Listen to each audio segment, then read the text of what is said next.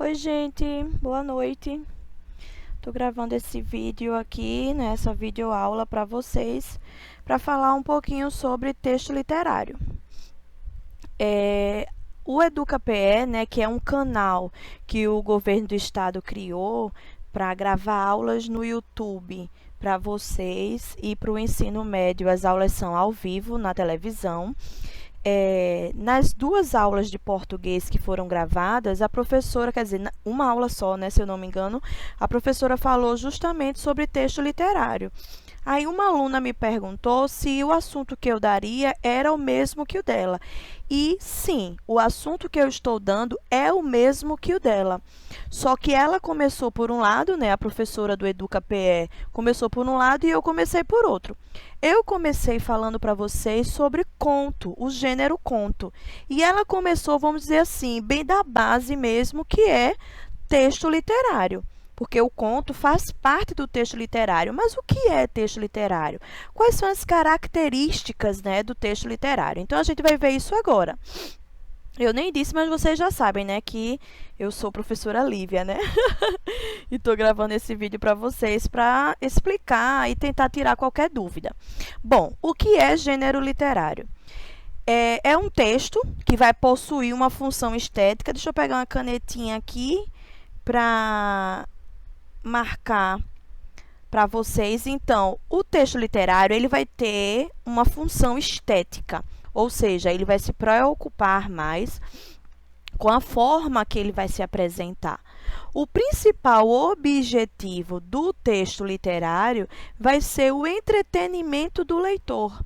Não é? Ele vai te fazer refletir, ele vai te fazer pensar, ele vai te fazer olhar para determinados temas, mas de uma forma diferenciada.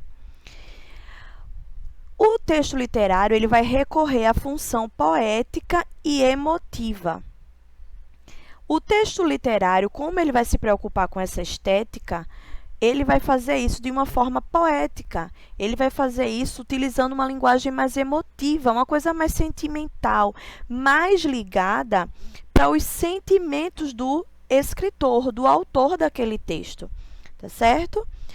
A função, né, uma das funções do texto literário, um dos objetivos, quer dizer, ele vai desejar criar expressividade e também despertar sentimentos e emoções em quem estiver lendo o texto. A linguagem utilizada vai ser uma linguagem conotativa, certo? A gente já falou sobre isso ano passado. Linguagem conotativa é quando a palavra não é usada no seu sentido próprio, no seu significado próprio. Um exemplo, né, que eu sempre dou é: ela chorou um rio de lágrima. Ela não chorou um rio mesmo, mas a palavra rio aí está sendo usada no sentido conotativo. E também polissêmica, né, com vários significados. E isso tudo vai gerar uma multiplicidade de interpretações, certo? No texto literário vai haver sim uma reflexão sobre a realidade, só que é uma reflexão do olhar pessoal e subjetivo do autor, certo? Vai ser um olhar mais voltado para o autor, é o autor expressando o seu olhar naquele texto. A gente vai ver várias figuras de linguagem, né, que vão ser utilizadas para trazer uma simbologia, uma beleza e uma musicalidade e harmonia ao texto. Alguns exemplos de textos literários são poemas, romances, os contos, né, que é o gênero que a gente está trabalhando, tanto que a gente leu o conto de Mia Couto sobre a teia de aranha, né, sobre a aranha, alguma coisa que agora eu não lembro, e que ali, mesmo sendo uma história fictícia, ele criou ali uma visão dele sobre o que acontece, o que pode acontecer com uma aranha, tá certo? As novelas, as lendas, as fábulas, as crônicas, as peças de teatro e as letras de músicas. Então, tudo isso aí são exemplos de textos literários. Eu trouxe para vocês um trecho do poema Morte e Vida Severina, porque foi o exemplo que a professora do EducaPE deu. Então, eu quis trabalhar um pouco mais ele com vocês, até porque a atividade vai ser baseada nele. Então, o texto é assim: o meu nome é Severino, como não tenho outro da pia. Como há muitos severinos, que é santo de Romaria, deram então de me chamar Severino de Maria. Como há muitos severinos, com mães chamadas Maria, fiquei sendo o da Maria do finado Zacarias. Mas isso ainda diz pouco. Há muitos na freguesia. Por causa de um coronel que se chamou Zacarias e que foi o mais antigo senhor desta Sesmaria. Como então dizer quem falo, ora, a vossas senhorias? Vejamos, é o Severino da Maria do Zacarias, lá da Serra da Costela, limites da Paraíba. Mas isso ainda diz pouco. Se ao menos mais 5 havia com o nome de Severino, filhos de tantas Marias, mulheres de outros tantos já finados Zacarias, vivendo na mesma serra, magra e ossuda em que eu vivia. Somos muitos severinos, iguais em tudo na vida. Morremos de morte igual, mesma morte severina, que é a morte de que se morre, de velhice antes dos 30, de emboscada antes dos 20, de fome um pouco por dia. De fraqueza e de doença é que a morte severina ataca em qualquer idade e até gente não nascida. Então, esse texto, né, como a professora já falou lá, é de João Cabral de Melo Neto, um escritor brasileiro, pernambucano, se eu não me engano. Ele foi escrito entre 1954 e 1955, que é quando ele foi publicado. E essa obra, não é um poema, vai abordar a vida sofrida, não é? Apesar do título ser Morte, e ele aborda a morte, mas ele também aborda a vida sofrida. E ele chama de Severina porque é um nome bastante comum no sertão nordestino. Então, ele aborda a vida, o sofrimento, a pobreza, a miséria e a morte de pessoas que saem do sertão para tentar a vida, por exemplo, numa cidade como Recife. E aí ele traz em forma de poema, né, com esses versos.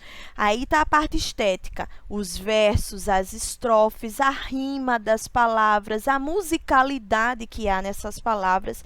E ele expressa do ponto de vista dele, do olhar dele, que é a questão da subjetividade.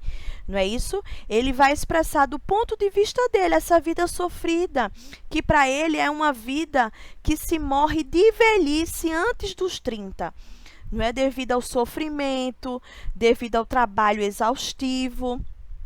Então, essa é a forma do texto do texto literário, desculpem, do texto literário expressar o ponto de vista do autor sobre um determinado tema, se preocupando com a estética, a questão do poema, da musicalidade e a subjetividade, que é o ponto de vista do autor expresso aí no poema. Agora a gente vai falar um pouquinho sobre texto não literário, certo? Os não literários. São textos mais diretos, né? São textos que têm função utilitária e referencial. Eles visam fornecer uma informação ao leitor. Ele, diferente do texto literário, ele vai ter linguagem denotativa, não é conotativa, que é a do texto literário. Ela traz o sentido não próprio da palavra. Já a denotativa, ela traz o sentido próprio da palavra. A linguagem, ela também é clara, é objetiva e direta, certo? Objetiva porque ela vai ser direta, não vai ter arrudeios, né, como o poema tem. Ela vai se basear em fatos reais e o autor ele vai se expressar de forma impessoal e imparcial. Não vai existir a subjetividade, tá certo? Não vai ter o olhar do autor, né? Não pode haver opiniões e juízos de valor, certo? Não haverá também figuras de linguagem. Não utiliza figuras de linguagem, ok? Porque isso pode até prejudicar a compreensão do conteúdo do texto. Então, quais são os exemplos de textos não literários? As notícias, né? Por exemplo, né, uma notícia relatando o mesmo tema do poema Morte e Vida Severina. Morre aos 27 anos de idade Maria Luísa do sertão pernambucano, uma cidade aí, cita, do sertão pernambucano, após um breve tratamento contra o câncer de pele devido à sua exaustiva rotina no sol para pegar água a quilômetros de distância da sua cidade. Eu estou dando um exemplo bem rápido assim que veio na minha mente. Certo? Mas olha a diferença, não é? A notícia ela vai ser baseada no fato real, ela não vai ter, por exemplo, a opinião do autor, como é triste, não é? Ver uma pessoa morrendo tão cedo. Não, não vai ter isso, certo? As reportagens, as entrevistas, as cartas comerciais, os artigos científicos, os livros didáticos, né, que são os livros que nós trabalhamos na escola e estamos trabalhando também à distância, os manuais de instrução, os dicionários, as enciclopédias, as receitas culinárias, as guias de beleza e as bulas de remédio. Todos os exemplos aqui são exemplos de textos objetivos, diretos, com linguagem clara, porque o objetivo desses textos é informar o autor, não é entretê-lo, tá certo? Imagina uma bula de remédio de forma literária, né? De um texto literário. Não teria condições. Então, eu botei dois exemplos aqui para vocês de verbete e receita. O verbete que eu botei, né, é o significado do nome arara, para o dicionário online de português, que diz nome de diversas aves trepadoras de grande porte, que se destacam pelo colorido muito vivo, em geral vermelho, amarelo e azul. E por falarem, embora não tão bem quanto os papagaios. Tem bico muito grande, curvo e forte. Com ele quebram as cascas mais duras dos frutos e sementes que comem.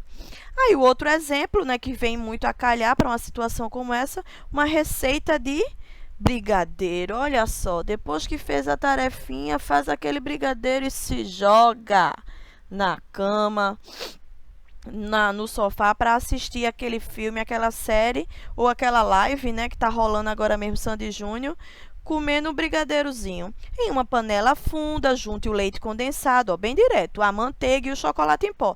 Misture e cozinhe em fogo médio, mexendo sempre até que o brigadeiro comece a desgrudar da panela. Retirou do fogo, deixa esfriar.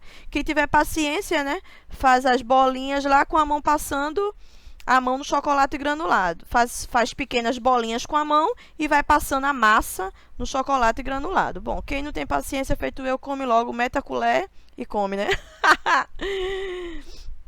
Bom, gente, muito obrigada. Eu espero que vocês tenham compreendido, certo? Que nós estamos trabalhando o conto, que é um gênero, que é um texto literário, não é? Tenham compreendido as diferenças entre texto literário e não literário. Qualquer coisa, me procurem pelo Google Classroom, mandem e-mail, certo? Eu estou aqui para ajudar vocês no que vocês precisarem. E fiquem em casa, se cuidem. Lavem sempre as mãos antes de levá-las à boca ou aos olhos, tá certo? Mantenham distância das pessoas quando forem falar com elas. Usem máscaras quando forem sair ou quando forem falar com alguém. Somente o necessário, ok? 2 pessoas usando máscara, o risco de contaminação é 1,5%. Vê como diminui. Então, é isso aí, beleza? Beijão e até a próxima. Tchau!